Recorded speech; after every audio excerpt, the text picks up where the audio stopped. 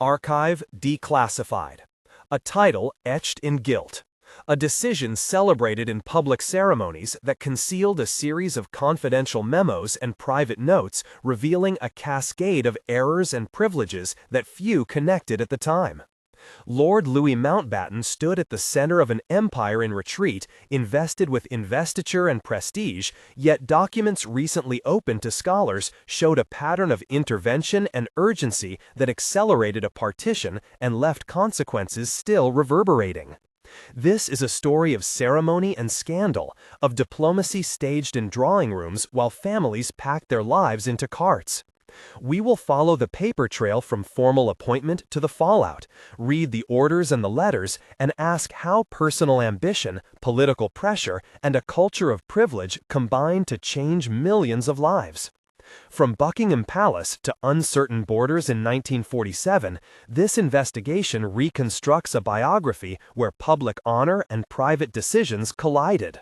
Stay with the account to the end to understand why the legacy of one man still divides historians and why those declassified pages matter today. He was born into names that opened doors. The Mountbatten family lineage offered access to palaces, naval commands, and quiet corners of government where favors were exchanged by candlelight. As a child, he learned the language of protocol, the soft clink of silver at investiture dinners, and the way his mother smoothed a medal ribbon. His childhood home smelled of polished wood and sea salt carried in from the docks.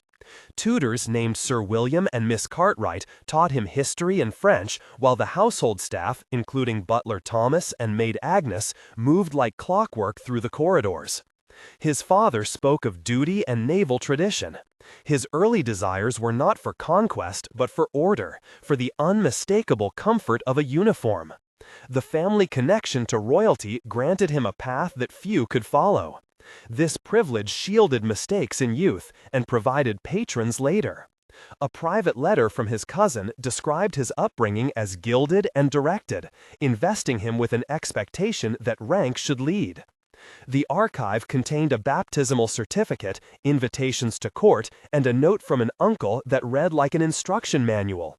Smells of pipe tobacco and lemon polish returned in later years as reminders of a sheltered childhood that shaped a man who believed ceremony could substitute for judgment. School and the early formation of career refined those instincts. He attended a naval college where the drill and the salt air stitched discipline into his skin. He learned to read charts by lamplight and felt the sting of cold spray against his face during winter maneuvers. Early postings placed him on ships named in dispatches and under commanders like Admiral Roberts, who praised his bearing but questioned his tactical patience. Reports from the period showed a tendency to prefer high-visibility assignments. He excelled at public ceremonies and writing dispatches that read well to superiors. At lunch in a mess hall, he discussed strategy with Captain Hargreaves and felt the warmth of camaraderie. A first logbook entry revealed both competence and a yearning for recognition. The archive included scholarship notes, appointment letters, and a short file labeled confidential that hinted at rapid promotion through networks rather than merit alone. A tutor named Professor Ellis later wrote that his education emphasized image and diplomacy more than the cold calculus of command. His career in uniform rose quickly, propelled by name and now by appointment to offices few could refuse. Promotions followed investiture ceremonies in halls where applause mingled with the scent of roses.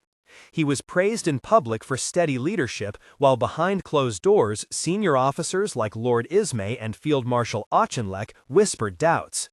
Reports recorded episodes of misjudgment at sea and on land where decisions intended to project control instead produced confusion. In one naval engagement, an order issued with confidence led to a miscalculated maneuver that cost lives and left hulls scarred. The public read heroic dispatches, while internal reports cataloged irritation. A scene in a cramped office captured the tension as aides shuffled papers and the radio crackled. The carpet smelled faintly of tobacco and ink. In a private corridor, he met Winston Churchill, who placed a hand on his shoulder and said, "Please see this through." His reply was steady, but his palms were damp. The contradiction between reputation and competence became a motif. Documents declassified later revealed that some promotions were justified by proximity to power rather than battlefield proof, a discovery that would trouble historians. Life at home added complication to the public persona. His marriage to Edwina was portrayed in society pages as a union of affection and alliance, but the soft velvet of the drawing room concealed private ruptures. Candles melted on a dining table, where laughter mixed with the aroma of roast and citrus. Rumors circulated in salons and were noted by diplomats, such as Sir Stafford Cripps, who observed tension masked by smiles. Intimate letters between husband and wife showed tenderness and strain. In one letter she wrote, "I will follow you anywhere, but I fear the pace you choose will burn us both." In another note, he admitted to sleeplessness and to choices made under pressure. A confidant named Captain Rennie reported late-night conversations in a garden scented with jasmine. Scandal whispered about affairs and alliances that crossed lines between personal desire and political advantage. The archive contained photographs, personal correspondence, and a memorandum that suggested a complacency toward warnings. Several secondary figures appear in these pages and act: Edwina Mountbatten, who lobbied quietly for refugees, Winston Churchill, who pushed for decisiveness, Clement Attlee, who negotiated in sober rooms, Jawaharlal Nehru, who pleaded for a measured transition, Muhammad Ali Jinnah, who demanded firm terms, and Lord Ismay, who advised caution. Each of them performed actions that shaped the course of events, and part of the investigation follows their notes and reactions. A decisive appointment set the stage for the central crisis. Named viceroy at a moment when the British Empire could no longer sustain the old order, he accepted the post with a mix of pride and urgency. The room where the investiture took place smelled of wax and paper, and a brass plaque shone under lamps. He received orders and a confidential file marked for eyes only. The clock on the mantel ticked as he opened a stack of reports that spoke of rising violence and impossible timetables. In private meetings, he met Nehru and Jinnah and heard the crackle of cigarette ash on porcelain ashtrays. In one recorded exchange, the negotiation turned terse. Dialogue unfolded with rapid clarity. Mountbatten said, "We must set a date." Nehru answered, "A hurried date will cost lives." Jinnah replied, "The people will only accept clear lines." Mountbatten insisted, "Time is the currency we have." Ismay warned, "Rushing will inflame passions." Mountbatten responded, "I will take responsibility." This scene contained 5 exchanges and placed personal resolve against warnings, the smell of tobacco and the metallic taste of tension made tangible. Documents showed that expedited timetables and directives to local commanders prioritized speed over measured planning. The decision to accelerate the partition was recorded in minutes and in margin notes, revealing a belief that swift action would spare chaos even as it created it. Diplomatic cables included language of inevitability and instructions that shifted populations with minimal logistical preparation. The immediate repercussion was mass displacement, panic along borders, and chaos convoys that smelled of smoke and fear. At the height of crisis, the consequences were visceral and raw. Refugee trains arrived, carrying bodies and blankets saturated with tear gas residue. Markets emptied, and the air of a border town tasted of dust and grief. Reports of massacres and reprisals flowed in. In hospital wards, doctors like Dr. Rao and Sister Margaret worked through nights and described the sound of sobbing and the sight of small hands. A moment of acute tension lasted for days when a convoy found itself ambushed on a dirt road. Survivors described heat on their faces from gunpowder and the sticky feel of blood on uniforms. The press ran images of columns of people walking under sun and rain. The archives contained telegrams pleading for troops and for humanitarian relief. There followed a political fall as inquiries began and opposition leaders demanded an investigation. The public spectacles of investiture and ceremony now contrasted painfully with the reality of camps and corpses. His prestige dimmed as critics used declassified memos to argue that the appointment had been imprudent and that the haste of intervention had magnified the fall. The final days were a mixture of formal rebuke and personal peril. Calls for accountability multiplied. An investigation committee reviewed confidential files, and witnesses gave testimony that smelled of bitterness.